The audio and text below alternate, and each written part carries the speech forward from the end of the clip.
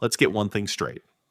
The Last of Us doesn't need an endless stream of infected or a barrage of bullets to leave viewers stunned. HBO's prestige adaptation of the beloved video game franchise just delivered another emotional gut punch, and did it without a single clicker in sight. It's been a month since the show rocked its fan base with a seismic narrative shift, killing off one of its core characters in a moment that left millions speechless.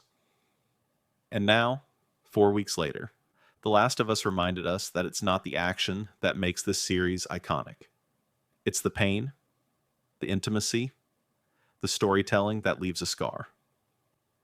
In episode 6 of season 2, the long-anticipated return of Pedro Pascal's Joel finally arrived, not through some miraculous twist of fate, but in the form of a devastating flashback. The story revisits Ellie, Bella Ramsey, during her birthdays from ages 15 to 19, stringing together snapshots of the years she spent growing up and grieving. And yes, Joel is there, looming large in her memories, present, despite being long gone.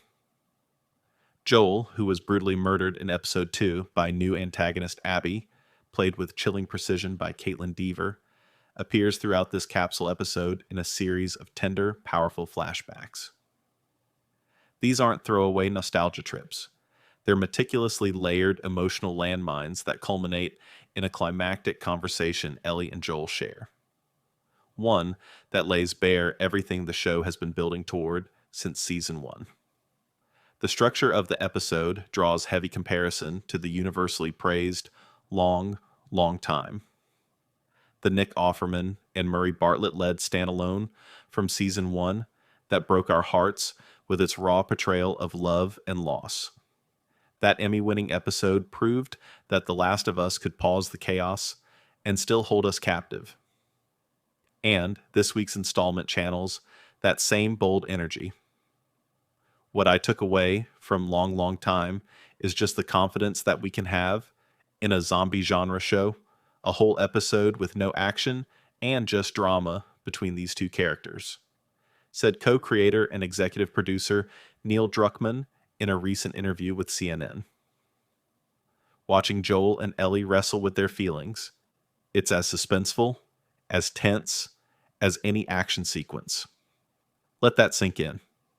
This is a show where fungal monsters lurk around every corner, and yet, the most terrifying thing is a lie told by someone you love.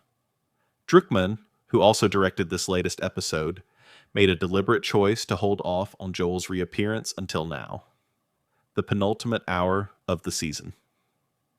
And it wasn't just for shock value.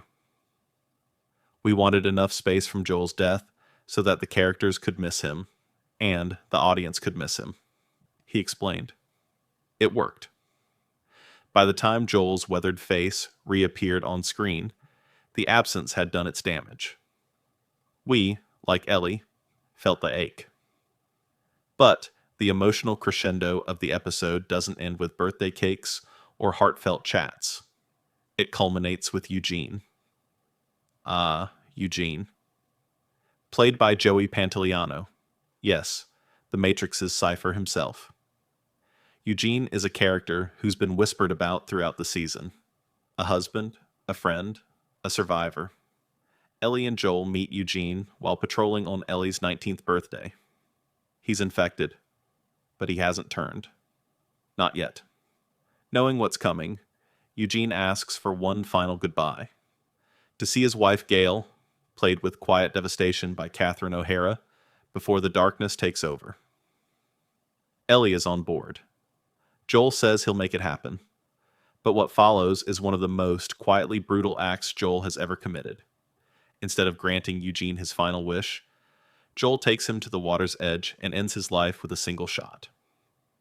No goodbyes, no closure. Just a lie told to Gail, and a devastated Ellie left in the wake. The lie, just like the lie in season 1, is meant to protect Ellie. But what it does instead is it confirms to Ellie, this is what you do? You lie, Druckmann said. And then she knows for sure he lied to her in that moment on the hill when they're looking at Jackson at the end of season 1. It's a haunting callback, a moment that ties together years of mistrust, buried trauma, and unspoken truths. And it all bubbles to the surface in that emotionally charged porch conversation, the one fans have been waiting for. Joel finally admits the truth. The hospital, the fireflies, the choice he stole from Ellie. And in that moment, she sees him. Flawed, human, broken, and still, somehow, loved. They get into the heart of their conflict, but also speak about the themes of the show. Of unconditional love, Druckmann explained. Even if someone has wronged you so horribly in the way that Ellie believes Joel has wronged her by robbing her of meaning. Ellie's anger is visceral, but so is her forgiveness. That whole thing is what the show is about, Druckmann added, going backward and eventually going forward. That final beat, Ellie walking back into the theater, walking back into